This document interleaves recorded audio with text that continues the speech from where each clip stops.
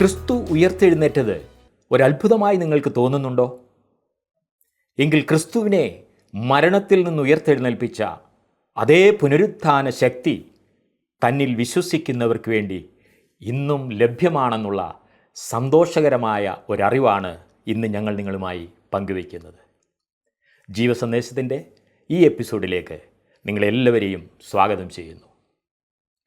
അതിക്രമങ്ങളാലും പാപങ്ങളാലും മരിച്ചവരായിരിക്കുന്നവരെ അവിടുത്തെ പുനരുത്ഥാന ശക്തിയാൽ ഒരത്ഭുതമാക്കി മാറ്റുവാൻ ദൈവം ആഗ്രഹിക്കുന്നു. ദൈവത്തിൻ്റെ അളവറ്റ ശക്തി അതിനുവേണ്ടി ഉപയോഗിക്കുവാൻ ദൈവം തയ്യാറാണ്.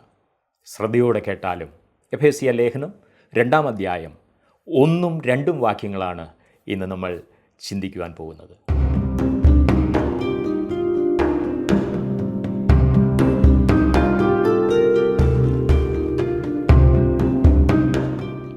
കഴിഞ്ഞ ചില ദിവസങ്ങളായി നാം എഫേസ്യ ലേഖനം 1-ാം അധ്യായമാണല്ലോ ചിന്തിച്ചു കൊണ്ടിരുന്നത്.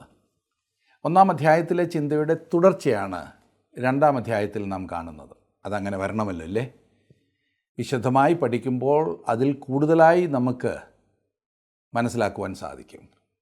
ക്രിസ്തുവിനെ മരണത്തിൽ നിന്നും ഉയർപ്പിച്ച ആ വലിയ ശക്തിയെക്കുറിച്ചായിരുന്നല്ലോ പൗലോസ് സംസാരിച്ചു കൊണ്ടിരുന്നത്. നാം അതിക്രമങ്ങളിലും പാപങ്ങളിലും മരിച്ചവരായിരുന്നപ്പോൾ ക്രിസ്തുവിൽ നമ്മെ ഉയർപ്പിച്ച ശക്തി 1-ാം അധ്യായത്തിൽ പറഞ്ഞത് തന്നെയാകുന്നു എന്ന് നാം കാണുന്നു. അതിന് ശക്തി ആവശ്യമാണല്ലോ. ഉയർപ്പിൻ്റെ ശക്തി തന്നെയാണ് അതിനാവശ്യം. അനേകം ദൈവമക്കളും അനുഭവിക്കുവാൻ വാഞ്ചിച്ച് കാത്തിരിക്കുന്നത് ഈ ശക്തിയാകുന്നു. അതെ, ദൈവം നൽകുന്ന ശക്തി അത് അപാരമാണ്. ഈ ശക്തി ഇല്ലാത്തതാണ് പിന്മാറ്റത്തിന് കാരണം. ഈ ശക്തി ഇല്ലാത്തതിനാലാണ് മന്ദീഭവിച്ച ക്രിസ്ത്യ ജീവിതം പലരും നയിക്കുന്നത്. മനുഷ്യൻ ശക്തി സ്വന്തമാക്കുന്നതിൽ ദൈവം തൽപരനല്ല, അല്ലെങ്കിൽ അത് കൈകാര്യം ചെയ്യുവാൻ ദൈവം മനുഷ്യനെ അനുവദിക്കുന്നില്ല എന്ന് തോന്നുന്നു. അതിൻ്റെ കാരണം എന്തെന്ന് നമുക്ക് മനസ്സിലാക്കുവാൻ ഉള്ളതേ ഉള്ളൂ. അണുശക്തിയെക്കുറിച്ച് മനസ്സിലാക്കാതെ മനുഷ്യൻ നൂറ്റാണ്ടുകൾ തന്നെ കളഞ്ഞു. അല്ലെങ്കിൽ അത് മനസ്സിലാക്കുവാൻ ദൈവം അവനെ അനുവദിച്ചില്ല എന്ന് വേണം ചിന്തിക്കുവാൻ. തുടർന്ന് മനുഷ്യൻ ആ ശക്തി കണ്ടുപിടിച്ചു. അത് ഭൂലോകത്തെ ആകെ മാറ്റിമറിച്ചു. എന്തെല്ലാം പുതിയ കണ്ടുപിടുത്തങ്ങളാണ് അതുമായി ബന്ധപ്പെട്ടിട്ടെന്നുള്ളത്. എന്താണ് അത് ലോകത്തോട് ചെയ്തത്? നമുക്കൊക്കെ ജീവിക്കുവാൻ ഉതകുന്ന ഒരു അതിമനോഹരമായ സ്ഥലമായി അണുശക്തി ഭൂമിയെ മാറ്റിയോ? ശരിയായ ഉപയോഗം അപ്രകാരത്തിൽ എന്തെങ്കിലുമൊക്കെ ചെയ്തേനെ. എന്നാൽ ലോകത്തെ മുഴുവൻ ചുട്ടരിക്കുവാനുള്ള ശക്തി ഇത് മനുഷ്യന് നൽകിയതിനാൽ ലോകം ഇന്ന് ഭയാനകമായ ഒരു സ്ഥലമായി മാറിയിരിക്കുന്നു. ഇതിൻ്റെ ഭയാനകത്വം അല്പമെങ്കിലും താങ്കൾക്ക് അറിയാമെന്ന് വിശ്വസിക്കുന്നു. അറിയില്ല എങ്കിലും സാരമില്ല, അത്ര ഭീതിജനകമാണത്. മനുഷ്യൻ ഇന്ന് ഭയങ്കര അപകടകാരിയാണ്. ഏതെങ്കിലും ഒരു രാജ്യം ഈ അണുശക്തി അഴിച്ചുവിട്ടാലോ എന്ന ഭയത്തിൽ വേണം നാം എല്ലാം കഴിയേണ്ടത്. തങ്ങളുടെ സ്വന്തം താല്പര്യങ്ങൾക്ക് വേണ്ടി എന്തും ചെയ്യുവാൻ മടി കാണിക്കാത്ത അനേകർ ഇന്ന് രാഷ്ട്രങ്ങളുടെ അധികാരികളായി കഴിയുന്നുണ്ട്. ഈ വലിയ വിപത്ത് അഴിച്ചു വിടുവാൻ അവരാരെങ്കിലും മതിയാകുമല്ലോ. ഭൗമികമായ ശക്തി ഉപയോഗിക്കുന്ന കാര്യത്തിൽ മനുഷ്യൻ അപകടകാരിയാണ്. ഞാൻ ചിന്തിക്കുന്നത് മനുഷ്യന് ഈ ശക്തിയെല്ലാം നൽകുവാൻ ദൈവം മടിക്കുന്നു എന്നത്രേ. എത്ര നല്ല കാര്യങ്ങളാണ് മനുഷ്യൻ ദുരുപയോഗം ചെയ്യുന്നത്. എന്നാൽ ഈ എഫേസ്യ ലേഖനത്തിൽ പറഞ്ഞിരിക്കുന്ന ദൈവശക്തി ക്രിസ്തുവിങ്കലേക്ക് തിരിയുന്ന ഒരു വ്യക്തിയിൽ ദൈവം പകരുന്നതാണ്. ആ വ്യക്തിയെ ദൈവം ആത്മീക മരണത്തിൽ നിന്നും ആത്മീക ജീവനിലേക്ക് ഉയർത്തും. ഈ ശക്തി സഭയാണ് ഈ ഭൂമിയിൽ പ്രദർശിപ്പിക്കുന്നത്. കാരണം ലോകത്തിൽ ക്രിസ്തുവിൻ്റെ ശരീരമാണ് സഭ. തൻ്റെ സഭയിലൂടെയാണ് കർത്താവായ യേശു തന്നെ തന്നെ ഇന്ന് അവതരിപ്പിക്കുന്നത്. ഈ സഭ എന്ന അതിമഹത്തായ വിഷയമാണല്ലോ എഫേസ്യ ലേഖനത്തിലൂടെ നാം പഠിച്ചുകൊണ്ടിരിക്കുന്നത്. ക്രിസ്തുവിൻ്റെ ശരീരമാകുന്ന സഭ പല വിധത്തിലും ഒരു മന്ദിരമെന്ന നിലയിൽ സഭ പഴയ നിയമത്തിലെ ദേവാലയത്തോട് സദൃശമായിരിക്കുന്നുണ്ട്. ആദ്യം മരുഭൂമിയിലെ സമാഗമന കൂടാരമാണല്ലോ നാം കാണുന്നത്. ഈ താരതമ്യം സ്വയം തെളിയിക്കുന്നത് തന്നെയാണ്. വ്യത്യാസങ്ങൾ വ്യക്തവും ചിന്തിപ്പിക്കുന്നതുമാണ്. ഉദാഹരണത്തിന് സമാഗമന കൂടാരവും പിന്നീട് ദൈവാലയവും കതിരമരത്തിൻ്റെ ജീവനുള്ള തടി വെട്ടിയിട്ട് നിർജീവമാക്കി പണിതതായിരുന്നു. മരം ആദ്യം ജീവനുള്ളതായിരുന്നു, എന്നാൽ ദൈവാലയത്തിൽ അത് പണിത് കഴിഞ്ഞപ്പോൾ ജീവനില്ലാത്തതായി. എന്നാൽ സഭയുണ്ടാക്കുവാനായി ദൈവം നിർജീവമായ വസ്തുക്കളെ എടുത്ത് ജീവനുള്ള മന്ദിരമാക്കി രൂപാന്തരപ്പെടുത്തുന്നു. ദൈവാലയവും സമാഗമന കൂടാരവും ദൈവ തേജസ് വസിച്ചിരുന്ന സ്ഥലമായിരുന്നു. സഭ പരിശുദ്ധാത്മാവിന് വസിക്കുവാനുള്ള സ്ഥലമാണ്. ആചാരം അനുഷ്ഠിക്കുവാനും പാപപരിഹാരത്തിനും വേണ്ടി യാഗം തുടരുവാനുമുള്ള സ്ഥലമായിരുന്നു ദൈവാലയവും സമാഗമന കൂടാരവും. ദൈവാലയത്തിൽ യാഗം ആവർത്തിച്ചു കൊണ്ടേയിരുന്നു. എന്നാൽ 2000 വർഷങ്ങൾക്ക് മുൻപ് യേശുക്രിസ്തു നിർവഹിച്ച ആ ഒരു യാഗത്തിന്മേൽ പണിതുയർത്തിയതാണ് സഭ, ക്രിസ്തുവിൻ്റെ ശരീരമായ സഭ. ആ യാഗം ആവർത്തിക്കേണ്ട ആവശ്യമില്ലാത്തതാണ്. എബ്രായ ലേഖനം 9-ാം അധ്യായത്തിൻ്റെ 25-ഉം 26-ഉം വാക്യങ്ങളിൽ നാം വായിക്കുന്നത്, മഹാപുരോഹിതൻ ആണ്ടുതോറും അന്യരക്തത്തോടുകൂടെ വിശുദ്ധ മന്ദിരത്തിൽ പ്രവേശിക്കുന്നത് പോലെ അവൻ തന്നെത്താൻ കൂടെ കൂടെ അർപ്പിപ്പാൻ ആവശ്യമില്ല. അങ്ങനെയായാൽ ലോകസ്ഥാപനം മുതൽ അവൻ പലപ്പോഴും കഷ്ടമനുഭവിക്കേണ്ടിയിരുന്നു.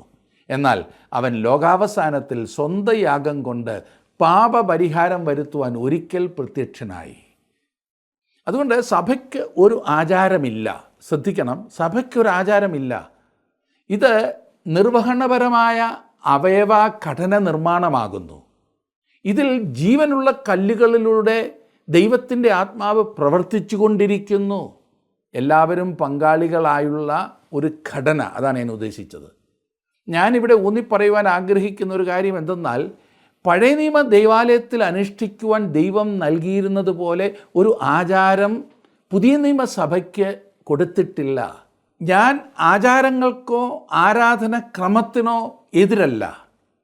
എന്നാൽ അതിലൂടെ പോകുന്ന താങ്കൾക്കും എനിക്കും അത് അർത്ഥവത്താകുന്നില്ല എങ്കിൽ നാം സ്വയം കബളിപ്പിക്കപ്പെടുകയാണ്, വഞ്ചിക്കുകയാണ്.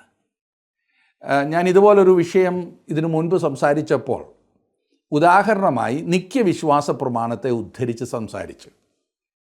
ഭക്തരായ സഭാപിതാക്കന്മാർ വളരെ പ്രാർത്ഥനയോടെ എഴുതി ഉണ്ടാക്കിയ ആശയസമ്പുഷ്ടമായ വിശ്വാസ പ്രമാണം രക്ഷിക്കപ്പെടാത്ത ഒരു വ്യക്തിക്ക് ചൊല്ലി സംതൃപ്തി അടയുവാനുള്ളതല്ല എന്ന ആശയം ഞാൻ പറഞ്ഞു.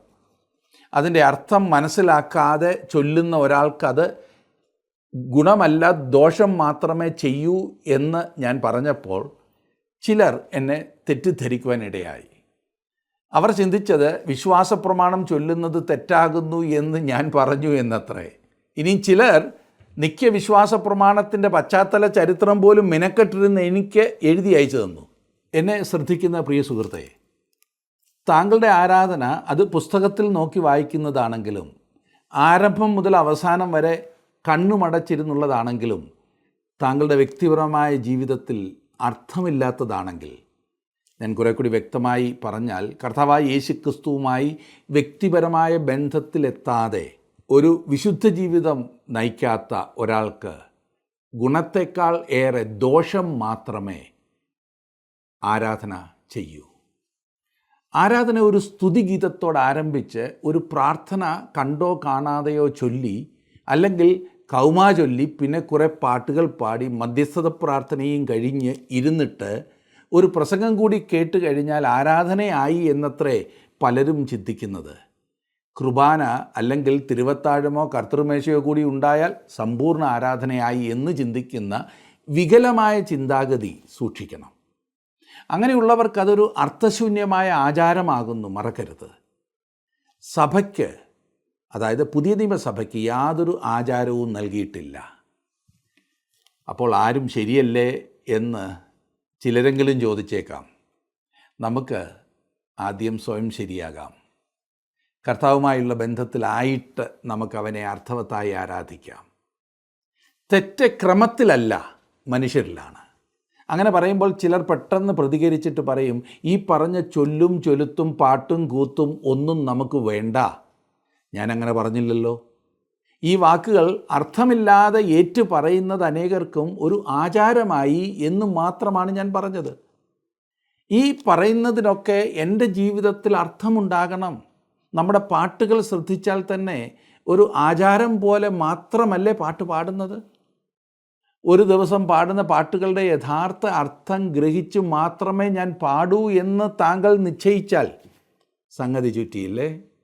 ദൈവാലയത്തിലെ ആചാരങ്ങൾ ഒന്നും തന്നെ സഭയിലില്ല എന്ന് മാത്രമല്ല, അത് കൈകളാൽ ഉണ്ടാക്കിയ ഒരു മന്ദിരമല്ല. സഭായുഗത്തിലെ ഏറ്റവും ആകർഷകമായ വസ്തുത ദൈവം വിശ്വാസികളിൽ വസിക്കുന്നു എന്നതത്രേ. അതെ, ദൈവ സാന്നിധ്യം ഇന്ന് ഏതെങ്കിലും ഒരു സ്ഥലത്ത് പ്രത്യേകം ഉണ്ടായിരിക്കുകയില്ല. പിന്നെയോ ഒരു ദൈവ പൈതലിലാണ് ആ സാന്നിധ്യമുള്ളത്. ഈ വാക്യങ്ങൾ നിങ്ങളൊന്ന് ശ്രദ്ധിച്ചാലും അപ്പോസ്തലപ്രവൃത്തികളുടെ പുസ്തകം 17-ാം അധ്യായത്തിൻ്റെ 24-ഉം 25-ഉം വാക്യങ്ങൾ, ലോകവും അതിലുള്ളത് ഒക്കെയും ഉണ്ടാക്കിയ ദൈവം സ്വർഗത്തിനും ഭൂമിക്കും നാഥനാകൊണ്ട് കൈപ്പണിയായ ക്ഷേത്രങ്ങളിൽ വാസം ചെയ്യുന്നില്ല. താൻ എല്ലാവർക്കും ജീവനും ശ്വാസവും സകലവും കൊടുക്കുന്നവനാകയാൽ വല്ലതിനും മുട്ടുള്ളവനെന്ന പോലെ മനുഷ്യ കൈകളാൽ ശുശ്രൂഷ ആവശ്യപ്പെടുന്നില്ല. കൊരിന്ത്യർക്ക് എഴുതിയ 1-ാം ലേഖനം 6-ാം അധ്യായം 19-20 വാക്യങ്ങളിൽ നാം വായിക്കുന്നത്, ദൈവത്തിൻ്റെ ദാനമായി നിങ്ങളിലിരിക്കുന്ന പരിശുദ്ധാത്മാവിൻ്റെ മന്ദിരമാകുന്നു നിങ്ങളുടെ ശരീരമെന്നും നിങ്ങളെ വിലയ്ക്ക് വാങ്ങിയിരിക്കയാൽ നിങ്ങൾ താന്താങ്ങൾക്കുള്ളവരല്ല എന്നും അറിയുന്നില്ലയോ. ആകയാൽ നിങ്ങളുടെ ശരീരം കൊണ്ട് ദൈവത്തെ മഹത്വപ്പെടുത്തുവിൻ. ദൈവം ദേവാലയത്തിൽ മാത്രമേ ഉണ്ടായിരുന്നുള്ളൂ എന്ന് ഇസ്രായേൽ മക്കൾ ഒരിക്കലും വിശ്വസിച്ചിരുന്നില്ല എന്ന് ഞാൻ ഉറപ്പായി പറയട്ടെ. ദൈവാലയം പ്രതിഷ്ഠിച്ചുകൊണ്ട് ശലോമോൻ പ്രാർത്ഥിച്ചത് തന്നെ അതിൻ്റെ ഒരു തെളിവാണ്. രാജാക്കന്മാരുടെ 1-ാം പുസ്തകം 8-ാം അധ്യായത്തിൻ്റെ 27-ാം വാക്യത്തിൽ അവൻ്റെ പ്രാർത്ഥനയുടെ ഒരു ഭാഗമാണ് നാം കാണുന്നത്. അവിടെ നാം കാണുന്നത്, എന്നാൽ ദൈവം യഥാർത്ഥമായി ഭൂമിയിൽ വസിക്കുമോ? സ്വർഗത്തിലും സ്വർഗാദി സ്വർഗത്തിലും നീ അടങ്ങുകയില്ലല്ലോ. പിന്നെ ഞാൻ പണിതിരിക്കുന്ന ഈ ആലയത്തിൽ അടങ്ങുന്നതെങ്ങനെ? പഴയ നിയമത്തിൽ നിന്നും പഠിച്ചിരുന്ന ഓരോ ഇസ്രായേലിനും ദൈവം ദൈവാലയത്തിലായിരുന്നില്ല വസിച്ചിരുന്നത് എന്ന് മനസ്സിലാക്കിയിരുന്നു. അതെ, അവർ ഉണ്ടാക്കിയിരുന്ന ആ ചെറിയ പെട്ടിയിൽ, ആ നിയമപ്പെട്ടകത്തിൽ അല്ല ദൈവം വസിച്ചിരുന്നത്. ഇസ്രായേല്യർക്ക് അങ്ങനെ ഒരു ചിന്താഗതി ഉണ്ടായിരുന്നു എന്ന് പഠിപ്പിക്കുവാൻ ശ്രമിക്കുന്നവർ ഇന്നുമുണ്ട്. ദൈവം അവരോട് അരുളി ചെയ്തത്, അവർക്ക് അവനുമായി സമാഗമിക്കാവുന്ന സ്ഥലം ദേവാലയമാണെന്നത്രേ. അതുകൊണ്ട് ഒരു യാഗവും ഒരു ആചാരവുമായൊക്കെ അവർ ദേവാലയത്തിലേക്ക് വന്നു. പുതിയ നിയമസഭയ്ക്ക് ആ പറഞ്ഞതൊന്നും ഇല്ല എന്നതാണ് ഞാൻ പറഞ്ഞു വന്നത്. പഴയ നിയമ ദേവാലയവും പുതിയ നിയമസഭയും തമ്മിലുള്ള വ്യത്യാസങ്ങളിൽ പ്രസക്തമായി നിൽക്കുന്ന മറ്റൊരു സംഗതി യഹൂദേതരരായ ജാതികളുടെ സ്ഥാനമാണ്. എങ്ങനെയൊക്കെയാണെന്ന് പറഞ്ഞാലും ഈ യഹൂദേതരരായ ആളുകൾ അവർക്ക് വേണ്ടി വേർതിരിച്ചിരുന്ന പ്രാകാരത്തിൽ ഒതുങ്ങി നിൽക്കണമായിരുന്നു. അതുകൊണ്ട് അത്ര പൗലോസ് എഫേസ്യർക്ക് ലേഖനം എഴുതുമ്പോൾ 2-ാം അധ്യായത്തിൽ പറയുന്നത്, മുമ്പേ ദൂരസ്ഥരായിരുന്ന നിങ്ങൾ ഇപ്പോൾ ക്രിസ്തുയേശുവിൽ ക്രിസ്തുവിൻ്റെ രക്തത്താൽ സമീപസ്ഥരായി തീർന്നു എന്ന്. ജാതികളായ നമ്മെ, അല്ലെങ്കിൽ യഹൂദേതരരായ നമ്മെ അവൻ സമീപസ്ഥരാക്കി. അതെ, വളരെ അടുപ്പിച്ചു കൊണ്ടുവന്നു. വാസ്തവത്തിൽ നമ്മെ അവനോടുകൂടെ സ്വർഗത്തിലിരുത്തിക്കഴിഞ്ഞു. അതിൽ കൂടുതൽ എന്ത് സാധിക്കുമെന്നാണ് ഈ പറയുന്നത്. എഫേസ്യ ലേഖനം 2-ാം അധ്യായത്തിലേക്ക് പ്രവേശിക്കുമ്പോൾ ആദ്യം നാം കാണുന്നത് ദൈവാലയ നിർമ്മാണത്തിനായുള്ള സാധനങ്ങളെക്കുറിച്ചാണ്. പഴയ നിയമ ദേവാലയമല്ല ഇവിടുത്തെ വിഷയം. അതിക്രമങ്ങളാലും പാപങ്ങളാലും മരിച്ചവരായിരുന്ന നിങ്ങളെയും അവൻ ഉയർപ്പിച്ചു. അവയിൽ നിങ്ങൾ മുമ്പേ ഈ ലോകത്തിൻ്റെ കാലഗതിയെയും ആകാശത്തിലെ അധികാരത്തിനും അനുസരണക്കേടിൻ്റെ മക്കളിൽ ഇപ്പോൾ വ്യാപരിക്കുന്ന ആത്മാവിനും അധിപതിയായവനെയും അനുസരിച്ച് നടന്നു എന്ന് നാം 1-ഉം 2-ഉം വാക്യങ്ങളിൽ വായിക്കുന്നു. 2-ാം അധ്യായത്തിൻ്റെ ആരംഭത്തിൽ നാം മരണത്താഴ്വരയിലെ ശവങ്ങളാണ്. അത് ഇഷ്ടപ്പെട്ടില്ലല്ലേ? ഇതേ അധ്യായത്തിൻ്റെ ഒടുവിൽ നാം ക്രിസ്തുവിനോടുകൂടെ സ്വർഗത്തിൽ ഇരുത്തപ്പെട്ടിരിക്കുന്നു. അതിഷ്ടമാണല്ലേ? അതുമാത്രമല്ല, ആത്മാവിനാൽ ദൈവത്തിൻ്റെ നിവാസമായി തീർന്നിരിക്കുന്നു. രണ്ടിനും മധ്യേ ഈ ശ്രദ്ധേയമായ രൂപാന്തരം വരുത്തിയ വിസ്മയകരമായ മഹാത്ഭുതം നാം ദർശിക്കുന്നു. അതിക്രമങ്ങളിലും പാപങ്ങളിലും മരിച്ചവരായിരുന്നു നിങ്ങൾ. അവയിൽ നിങ്ങൾ മുമ്പേ ഈ ലോകത്തിൻ്റെ കാലഗതി അനുസരിച്ച് നടന്നു. ഈ ലോകത്തിൻ്റെ അഥവാ ഈ യുഗത്തിൻ്റെ കാലത്തെ ആത്മാവ് എന്നും നമുക്കിതിനർത്ഥമാക്കാം. ലോകം എന്നതുകൊണ്ട് നാം കാണുന്ന മണ്ണും മരവും വണ്ടിയും വള്ളവും ഒന്നുമല്ല.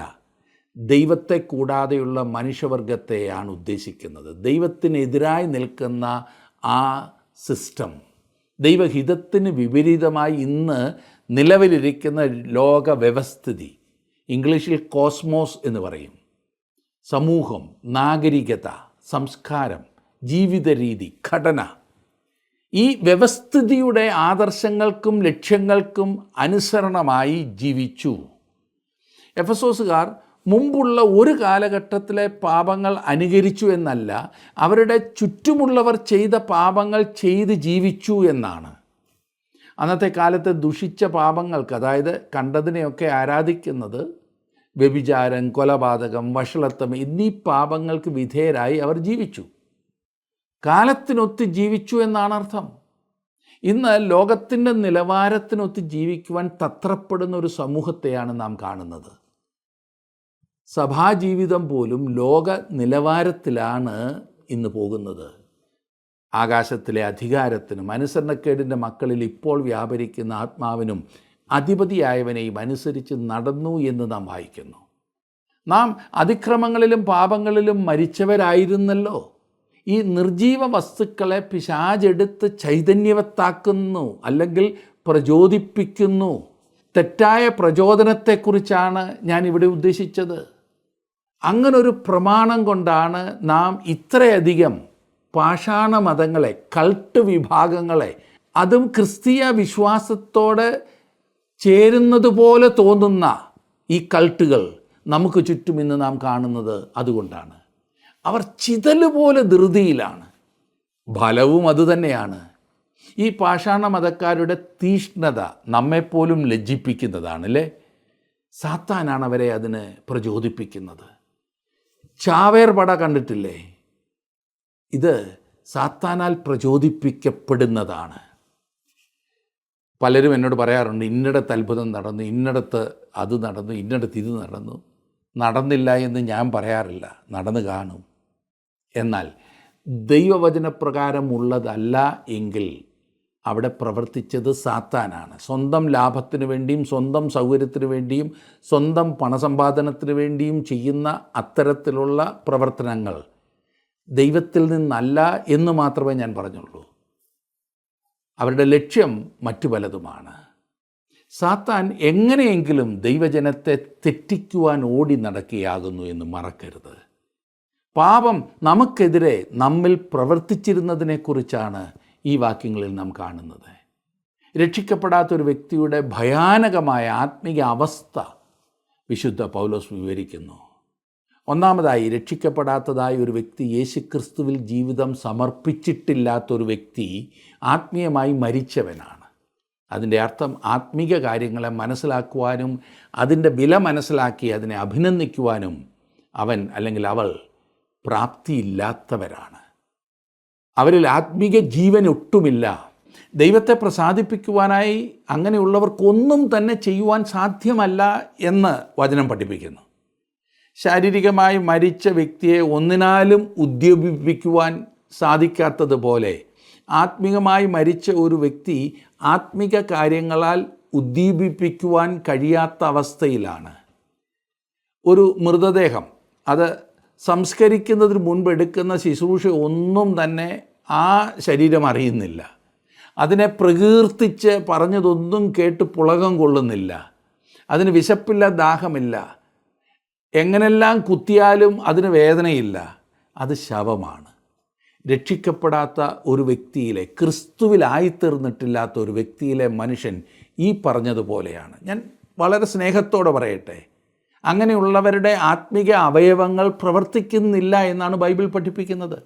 ദൈവം അവയ്ക്ക് ജീവൻ കൊടുക്കാത്തിടത്തോളം അത് പ്രവർത്തനരഹിതമാണ്. ഈ ആത്മീക മരണത്തിന് കാരണം അതിക്രമങ്ങളും പാപങ്ങളുമാണ്. പാപത്തിൻ്റെ ശമ്പളം മരണമാകുന്നു. ബൈബിളിൽ മരണമെന്നാൽ അടിസ്ഥാനപരമായി വേർപെടൽ എന്ന അർത്ഥമാണ്.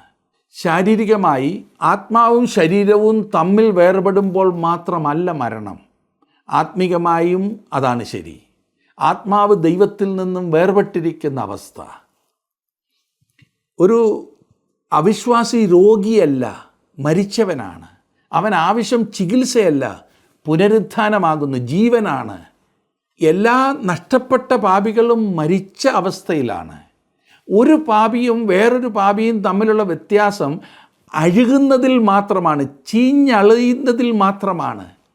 മദ്യപിച്ച് സ്ഥിരം വഴക്കുണ്ടാക്കി ദുർമാർഗത്തിലൂടെ ജീവിക്കുന്ന ഇട്ടുപ്പിയേട്ടൻ, പള്ളിഭക്തനായിരിക്കുകയും മതപരമായ തീഷ്ണതയിൽ കഴിയുകയും ചെയ്യുന്ന അച്ചായനേക്കാൾ ബാഹ്യമായി കൂടുതൽ ചീഞ്ഞവനായിരിക്കും.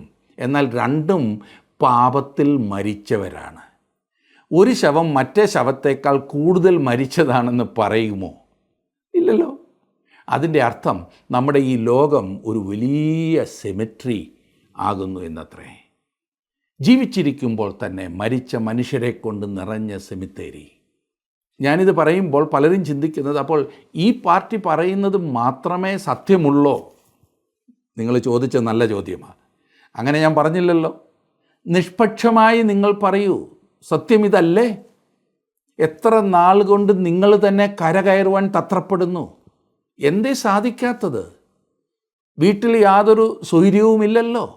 ഇന്നത്തെ സ്ഥിതി വാസ്തവത്തിൽ ഒരു ചത്ത അവസ്ഥ പോലെയല്ലേ തോന്നുന്നത്? അതുമാത്രമല്ല, പൗലോസ് പറയുന്നത് രക്ഷിക്കപ്പെടാത്തൊരു വ്യക്തി അനുസരണം കെട്ടവനാകുന്നു എന്നത്രേ. മനുഷ്യൻ്റെ ആത്മീക മരണത്തിൻ്റെ ആരംഭം തന്നെ ഇതായിരുന്നുവല്ലോ, അനുസരണക്കേട്. ദൈവഹിതത്തോടുള്ള അവൻ്റെ അനുസരണക്കേട്. ഉൽപ്പത്തി പുസ്തകത്തിൽ നാം വായിക്കുന്നത് 2-ാം അധ്യായത്തിൻ്റെ 17-ാം വാക്യത്തിൽ, എന്നാൽ നന്മതിന്മകളെക്കുറിച്ചുള്ള അറിവിൻ്റെ വൃക്ഷത്തിൻ്റെ ഫലം തിന്നരുത്, തിന്നുന്ന നാളിൽ നീ മരിക്കും. എന്നാൽ സാത്താൻ പറഞ്ഞത് എന്താണ്? 3-ാം അധ്യായത്തിൻ്റെ 4-ാം വാക്യം, നിങ്ങൾ മരിക്കയില്ല നിശ്ചയം എന്നത്രേ. അവർ സാത്താൻ പറഞ്ഞ കള്ളം വിശ്വസിച്ചതിനാൽ ആദാമും ഹവ്വയും പാപം ചെയ്യുകയും ഉടനടി ആത്മീക മരണം സംഭവിച്ചവരായിത്തീരുകയും ചെയ്തു. ശാരീരിക മരണം പിന്നീടാണ് സംഭവിച്ചത്. അന്നു മുതൽ മനുഷ്യകുലം ദൈവത്തോടുള്ള അനുസരണക്കേടിൽ ജീവിച്ചു. മനുഷ്യനെ അവൻ്റെ അനുസരണക്കേടിൽ പ്രോത്സാഹിപ്പിക്കുന്ന, ഉത്തേജിപ്പിക്കുന്ന 3 ശക്തികളെക്കുറിച്ചാണ് ഞാൻ പറഞ്ഞത്. ലോകം, ജഡം, പിശാച്. ഈ ശക്തികളെക്കുറിച്ച് ഈ ഭാഗത്ത് പൗലോസ് വിവരിക്കുന്നുണ്ട്. രക്ഷിക്കപ്പെടാത്ത ഒരു വ്യക്തി ദൈവത്തോട് അനുസരണക്കേട് കാണിക്കുന്നതിൽ എന്തെങ്കിലും അതിശയിക്കാനുണ്ടോ? ദൈവത്തിൻ്റെ പ്രധാന ശത്രുക്കളായ ലോകം, ജഡം, പിശാച് എന്നിവയാൽ നിയന്ത്രിക്കപ്പെട്ടാണ് ഒരു അവിശ്വാസി മുൻപോട്ട് പോകുന്നത്. എന്നെ ശ്രദ്ധിക്കുന്ന പ്രിയ സുഹൃത്തേ, താങ്കളുടെ ജീവിതത്തിൽ ഈ അവസ്ഥയിൽ നിന്നും ഒരു മാറ്റം ഉണ്ടായിട്ടുണ്ടോ? ഇല്ല എങ്കിൽ കർത്താവായ യേശു ക്രിസ്തുവിലുള്ള വിശ്വാസത്താൽ നിങ്ങൾക്ക് ജീവൻ പ്രാപിച്ച് നിത്യജീവൻ്റെ അവകാശികളായി തീരുവാൻ സാധിക്കും. അതിനായി എന്നെ കേൾക്കുന്ന നിങ്ങൾക്കെല്ലാവർക്കും സാധിക്കട്ടെ എന്നാണ് ഞാൻ ആശിക്കുന്നത്, പ്രാർത്ഥിക്കുന്നത്. ദൈവം അതിനായിട്ട് നിങ്ങളെ സഹായിക്കട്ടെ. നാം മരിച്ചവരായിരുന്നു എന്നുള്ളത് വിശ്വസിക്കാൻ ബുദ്ധിമുട്ടായി തോന്നുന്നു, അല്ലേ? അതെ, അതാണ് സത്യം. അതിക്രമങ്ങളാലും പാപങ്ങളാലും നാം മരിച്ചവരായിരുന്നു. അപ്പോൾ അന്ന് ഞങ്ങൾ പ്രവർത്തിച്ചിരുന്നതോ എന്ന് നിങ്ങളൊരു പക്ഷേ ചോദിക്കും. തിരുവചനം പറയുന്നു, നിങ്ങൾ മുമ്പേ ഈ ലോകത്തിൻ്റെ കാലഗതിയെയും ആകാശത്തിലെ അധികാരത്തിനും അനുസരണക്കേടിൻ്റെ മക്കളിൽ ഇപ്പോൾ വ്യാപരിക്കുന്ന ആത്മാവിനും അധിപതിയായവനെയും അനുസരിച്ച് നടന്നു. എഫെസ്യർക്ക് ലേഖനം 2-ാം അധ്യായം 2-ാം വാക്യമാണ് ഞാൻ വായിച്ചത്. ഇരുട്ടിൻ്റെ നിഷ്ഫല പ്രവർത്തികൾ എന്നാണ് പൗലോസ് അതിനെ എഫെസ്യർക്ക് എഴുതിയ ലേഖനം 5-ാം അധ്യായം 11-ാം വാക്യത്തിൽ വിളിച്ചിരിക്കുന്നത്. അവ നിർജീവ പ്രവർത്തികളായിരുന്നു. ദൈവം തൻ്റെ ആത്മാവിനാൽ നമ്മെ ഉയർപ്പിച്ചതോർത്ത് ദൈവത്തിന് സ്തോത്രം ചെയ്യാം. ഉയർത്തെഴുന്നേറ്റവരെ പോലെ ജീവിക്കുവാൻ കർത്താവിൻ്റെ ആത്മാവിൽ നമുക്ക് ശരണപ്പെടാം. ഈ കാര്യങ്ങളെക്കുറിച്ച് അധികമായി അറിയുവാൻ ആഗ്രഹിക്കുന്നുവെങ്കിൽ ഞങ്ങളുമായി ബന്ധപ്പെടുക. ദൈവത്തിൻ്റെ കൃപ നമ്മളോട് എല്ലാവരോടും കൂടെ ഇരിക്കുമാറാകട്ടെ.